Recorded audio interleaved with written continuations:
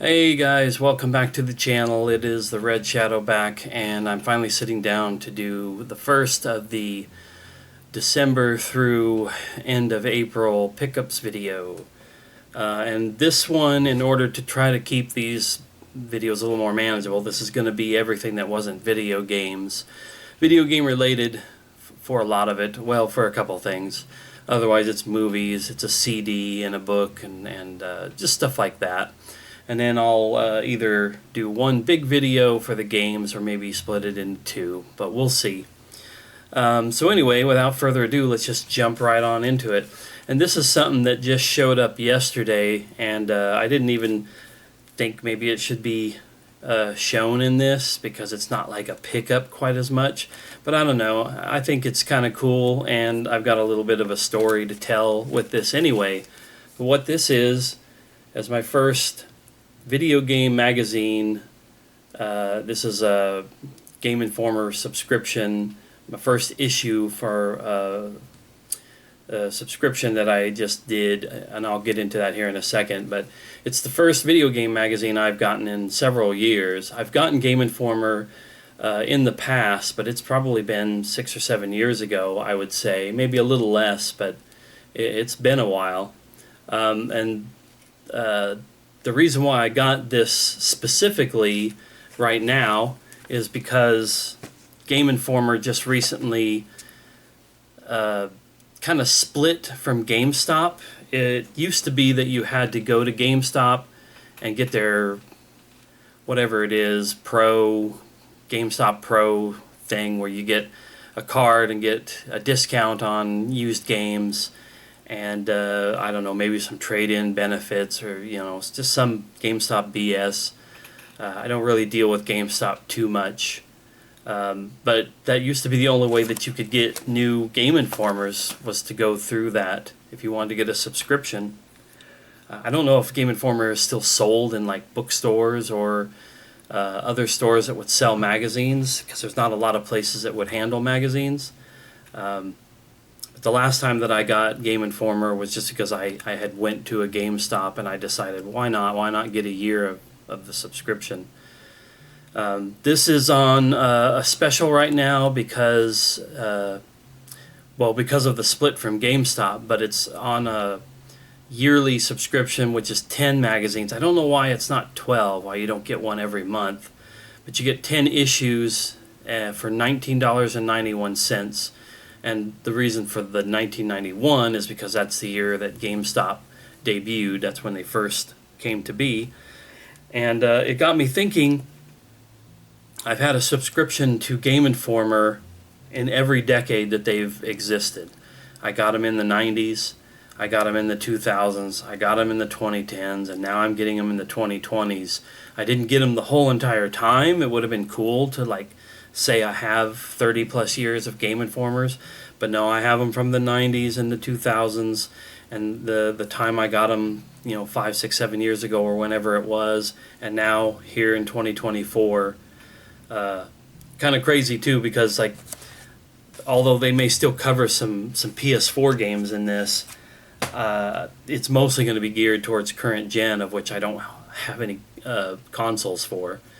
But yeah, anyway, I just thought it would be kind of cool. I just kind of glanced through it. It still looks like they always did, with their batch of reviews towards the back, and stories and previews, and no longer code sections or anything like that. But I think it's going to have a lot of interesting stuff for an old guy like me to look at, stuff that's new, and also, whatever they want to talk about from retro days. Okay, so the next thing I've got is also made of paper, and this is a book that I picked up.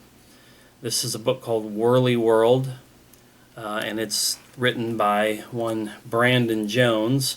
I don't expect too many people to know who that is, but that's this guy right here on the back cover.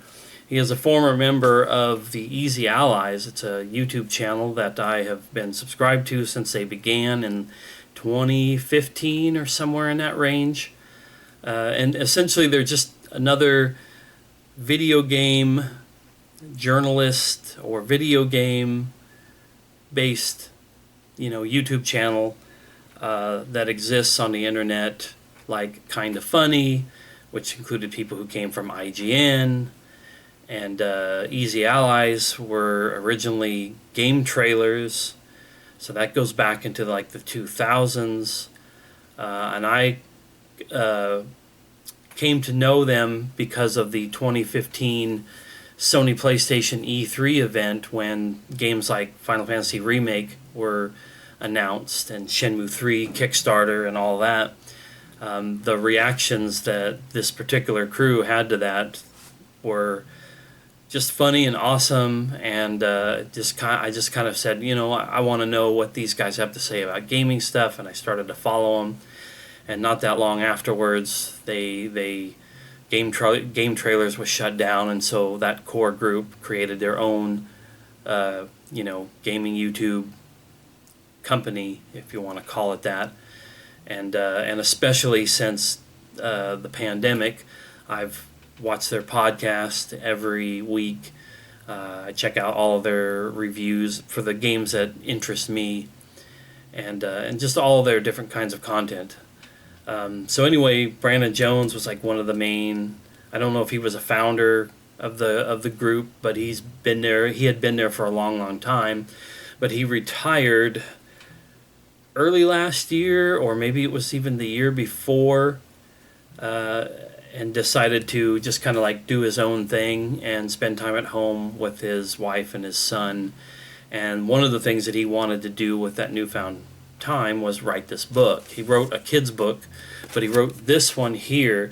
This book, in my opinion, is sort of like I think there's a horror game, like an indie horror game called The Park, and that's kind of what this seems to sound like. It's about a guy who basically finds out, this isn't really spoilers because it's right here on the back of the book, but this guy discovers that he is dead and his soul is inhabiting this amusement park that was a favorite place of his when he was alive, and so he explores the park to try to figure out like why he's there and what's going on, and I just thought it sounded like an interesting concept, and I wanted to show the guy some support for all the years that he was a part of Easy Allies, and therefore he was on my TV when I watch YouTube. YouTube's been my television for more than 10 years now. So I just wanted to get this book. I haven't read it yet. The unfortunate thing I've discovered here in the last few years is my eyesight seems to be wavering a little bit, and just laying on my couch over here or in bed, the lighting in my house isn't as optimal for reading as it had been for me. And that's no change in the lighting, that's just change in these eyeballs. Things are starting to get a little blurry for me at times, and so I don't know if I'm going to have to be doing glasses or something in the near future. But that's why a lot of the reading material that I've had here lately is gathering dust, unfortunately. All right, now we'll jump to items of the disc variety of one music CD to show. And this is coming from my time, my new job at Target, a different kind of class of movies and video games and CDs and stuff like that over what I used to see all the time at Walmart. And maybe this is, I don't know if this is a Target exclusive or it would have been something I would have seen at Walmart, but Target was advertising this multiple times, so I ended up grabbing it. This is the 20th anniversary edition of Evanescence album Fallen. Now, I'm not like some sort of mega Evanescence fan, even though, they have my name in their name, but I have always liked some of their biggest hits. And but I'd never owned any of their CDs, so I thought, well, wouldn't this be kind of cool to remedy that situation? That is a sticker that I forgot was in there. I thought, wouldn't that be kind of a cool thing to remedy that situation and buy this? This is that album remastered, re whatever for the 20th anniversary. Has a second disc with extra songs, demos, and live versions. So I grabbed that, and I've rocked out to it a few times. Put it on my computer, Old guy is old, and old habits die hard, but I'm the guy who gets a new CD, and even if I don't immediately listen to it, I come to my PC and I rip it, and then it's there anytime I want to. I miss playing World of Warcraft because a lot of times that was where I would really listen to new albums while I'm playing in the world of WoW. But yeah, so that's my one and only music purchase from the last handful of months. Now we'll step in over here to the movies. And the first couple of things I have to show has a little bit of an extra story to it. So first thing I'm going to show here is a movie called Muck. This is actually not a new pickup from the last few months. I've owned this for a while. Sadly, it is still unopened. I'm notorious for buying things that I won't watch or play or read or look at for a long time. But this is like a horror movie done by Steve Walsh. This was his directorial debut. Now, I don't know much about the guy. I'm just one of those guys who I saw some advertising for some of these other movies, and I was just like, fuck it, why not? I'll buy this stuff, even if it's not great. Because I'm not a big horror person. I can watch certain ones. Sometimes something will catch my eye and I'll watch it. That's kind of what happened with some of this stuff. But this I got into because some of the people who were in it were people I was following at the time that this came out. Like this movie is from, oh boy, here's my pitiful eyesight. It says both 2014, 2015, so that sounds about right. At that time, I was following all sorts of nonsense on Twitter and online. A lot of cosplayers and YouTubers, and some of those people are in this movie as extras or small parts or whatever.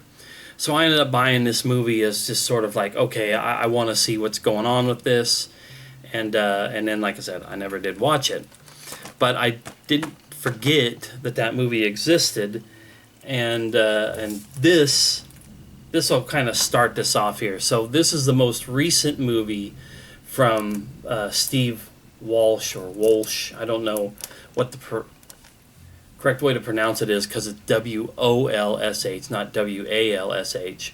So this is Fog City. This is a group of friends seal themselves inside a secluded Cape Cod vacation home after a mysterious orange fog leaks from an old nearby factory. Once trapped, they quickly learn there is no escape.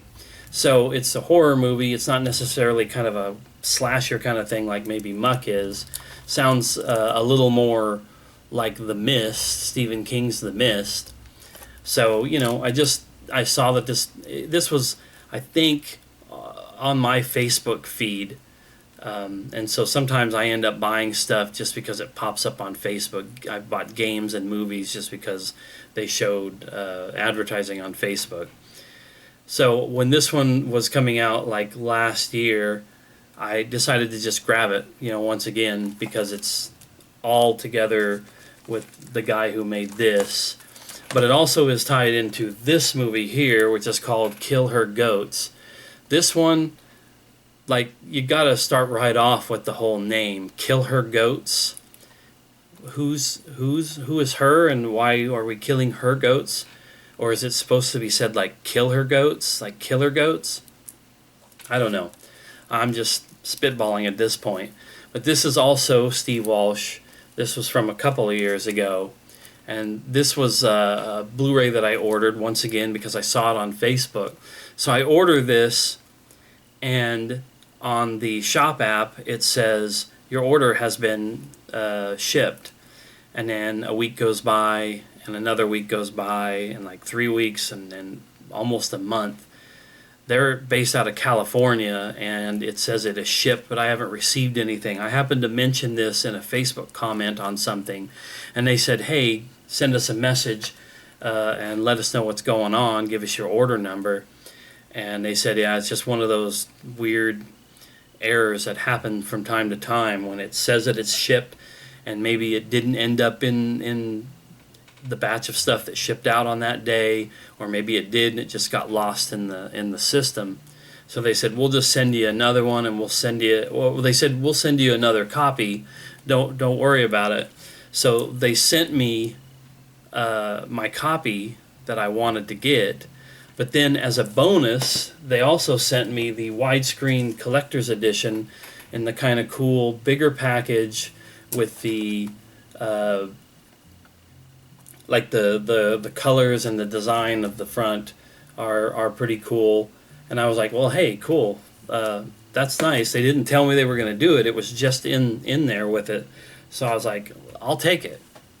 So then a couple of months goes by after I bought Fog City, and a sale thing comes up, and I see a deal where it says they're selling all their remaining stock of stuff at wholesale to clear it out. And some of the movies would be as little as just like $1 or $2. So I went looking through it, and I'm like, yeah, this is either the ones that I already have or just nothing that was really interesting me. Merch doesn't really interest me much. But I thought I saw a third version of this Kill Her Goats movie for $2, and so I just immediately bought it. $2, and it was like $4 for the shipping, so it was $6. And then here's what they sent me. This. So now all of a sudden I have 2 copies of the special widescreen collector's edition of Kill Her Goats, when I only needed one, and I already had a copy of the movie itself. So now I have 3 separate copies of this one movie. So I don't know what I'll do with this. I have a friend who kind of likes slasher movies, so I might just give this to him, or I may just sell it on eBay, because if I sell it for a couple of dollars, it'll be pretty much making my money back. I just thought it was kind of funny how I went from like just having this movie from almost 10 years ago to 2 more movies, but in 4 different iterations. Okay, so now the next thing I'm going to show are the 3 movies that I bought in the recent Kino Lorber sale. I've bought from them one time before, and I noticed once again on Facebook, but also some of my Facebook groups and Discord groups, that people were talking about the sale from these guys. I like this company. Lots of weird and offbeat movies, but you'll see like one of the 3 movies I'm going to show here is, I wouldn't consider it to be some weird, obscure, independent movie. But I bought 2 movies, and then just because this first one here was cheap, I threw it on the order at the end. It's a movie I'd never heard of before, but it's called Double Walker. And kind of like the book I showed earlier, this is a no spoiler, but you just find out in this that the main character she's passed away, and her spirit comes back to basically try to solve her murder. She was killed by somebody, and so she's going to try to figure out what happened to her. So I ended up picking this one up, just like I said, because I thought it was an interesting concept. Also thought it was interesting that the movie's only 71 minutes, so that means an hour and 11 minutes. Most of the time, movies push 90 minutes to an hour, to 120, like 2 hours. This being a slightly shorter movie, may also be like, if it's not really totally clicking for me, well, then at least it's short-ish. These other 2 movies were the main reason why I wanted to order something from them, and this is actually the main movie I wanted to order because I saw somebody talking about it, and then this last movie was just sort of icing on the cake for me. But this one here is 2 Days in the Valley. This movie is like a big ensemble cast movie. It's from 1996, and I remember watching this all those years ago and enjoying the movie. Maybe more so just the fact that I was impressed by all the people who were in it. Danny Aiello, Jeff Daniels, Terry Hatcher, James Spader, Eric Stoltz, Charlize Theron. I don't remember much about the movie itself, like I said, just that it has this big cast, and that I do remember liking it. And I also remember lumping it in with another movie from around the same time that's a big ensemble cast movie, and that one was called Shortcuts. So I'm going to try to pick that one up at some point. It has a Criterion Collection version that I'm looking at on eBay. Just to have the 2 of them together. It's like I said, it's a weird memory that I have of pairing these 2 movies that just so happen to be loaded with big ensemble casts and kind of have like crime stories involved with them. But like I said, glad to have that. And these were all cheap. Like I said, these were all $10 or less during that sale. So I couldn't pass them up. And then the third and final movie I got from the Kino Lorber sale is Man on the Moon from Jim Carrey. This is one of those movies where I was like, was there a Blu-ray for this, and do I own it? And there was a Blu-ray, and I did not own it. I might have it on DVD, I can't remember. But this is, to me, just a staple movie, especially as a fan of Jim Carrey. I have to have all of my favorite Jim Carrey movies on Blu-ray, if at all possible. And so I had to grab this one, the story of Andy Kaufman, who I suppose if he hadn't had a connection to wrestling over the years, I wouldn't have given that much of a thought to a movie about his life. Although, with Jim Carrey in the starring role, I'd still want to watch it.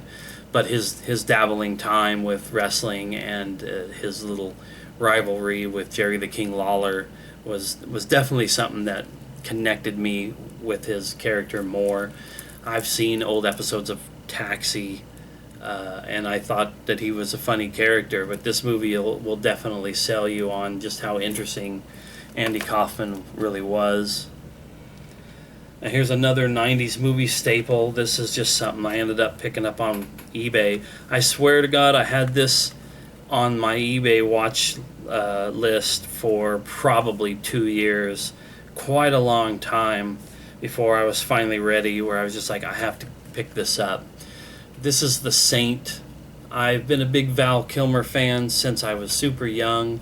Saw him in movies like Top Gun, but especially Top Secret, kind of one of the corny comedy movies from the guys that did Airplane and stuff like that.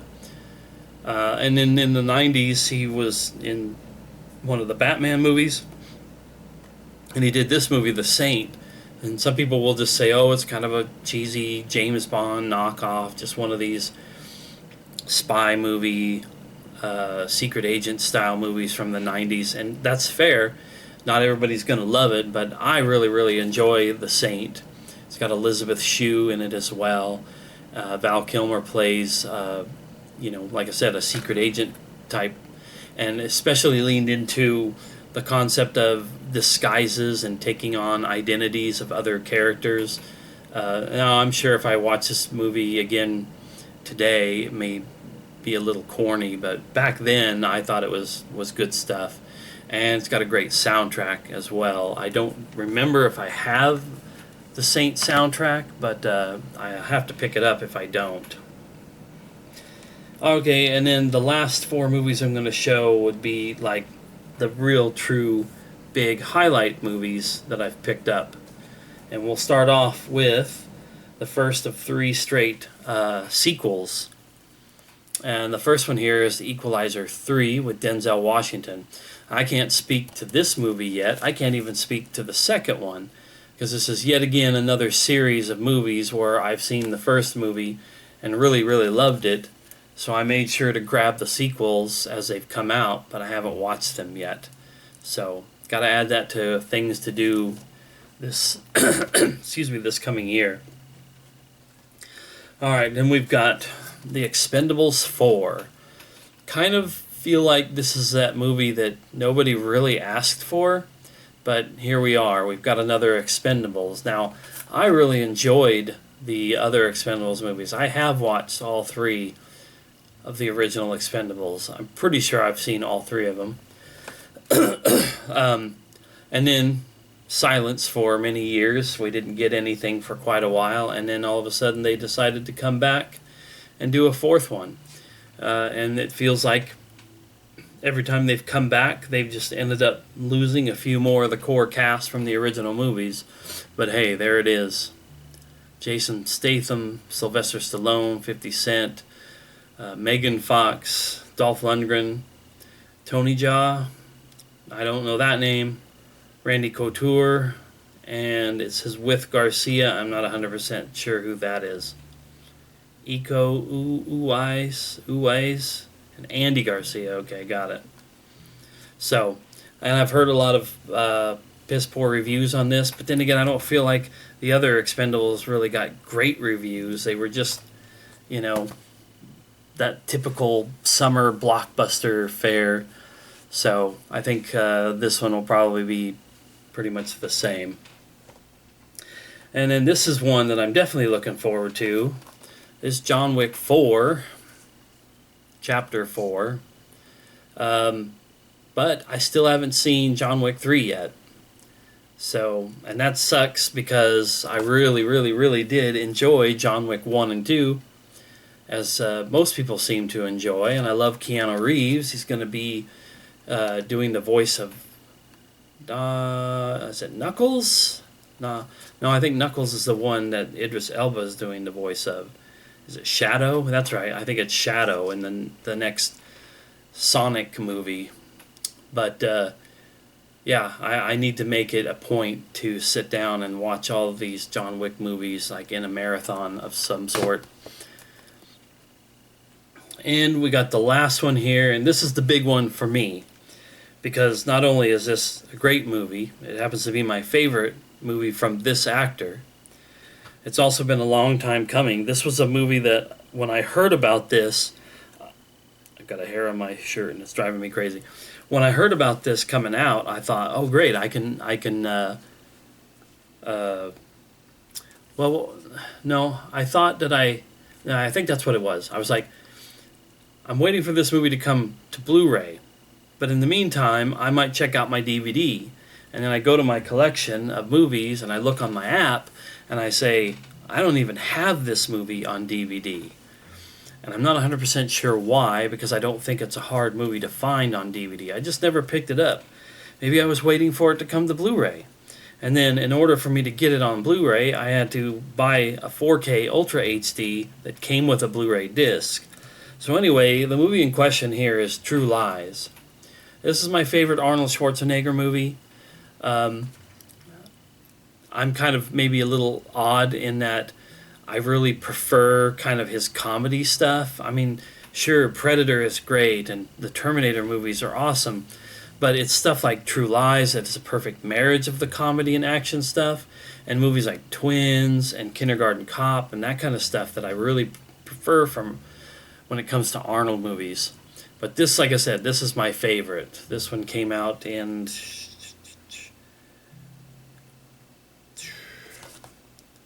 Yeah, I thought that would be on the back a little bit easier to find. It's from the 90s, and like the 90s is my time. Most of my favorite stuff comes from the 90s. But I do want to talk about this and a lot of the chatter that's going on around it that mostly has to do with the 4K part, but I don't have a 4K player. I have a 4K capable TV, but even it's not the top of the line type 4K experience, but I don't have a player that plays 4K movies, because I just have a basic standard PS4. That is my Blu-ray and DVD player. But as far as the Blu-ray is concerned, I did watch this since I've picked this up, and I thought it looked great. I was worried about AI stuff being done and what the coloration would look like, and just all this technical jargon and babble that I wouldn't have any idea about. But as far as the just straight up the Blu-ray goes, looks great. It's high def, True Lies, and it looks perfectly fine. And I know that sounds like I'm like it's okay. No, I just mean it is exactly what I wanted it to be. It's not grainy. It's not fuzzy. It's not 4:3 or whatever. It's it's widescreen, and it everything about the movie that I've loved, all the sound and the look and excuse me, and the look and feel of it are perfectly captured on the Blu-ray. So I'm happy for that. And this is James Cameron, and he put out, I think it's Aliens and The Abyss around about the same time in these 4K Blu-ray versions. And I don't care anything about The Abyss. I've never had any interest in watching that. And as far as Aliens goes, I bought the Alien Quadrilogy on Blu-ray, and like I said, these James Cameron releases were special because they were coming to 4K. But as far as a Blu-ray release of Aliens is concerned, I already own it. So I didn't.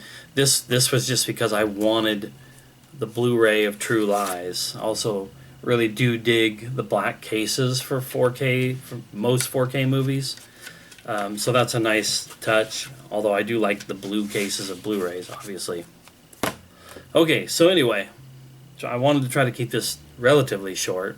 I don't think I did too bad of a job, but those are all of my non-gaming pickups that I had to show from the last 5 months. So I hope you enjoyed, and look forward to the video game pickup video or videos, depending on which way I go with that. And I guess we'll see you in that next video.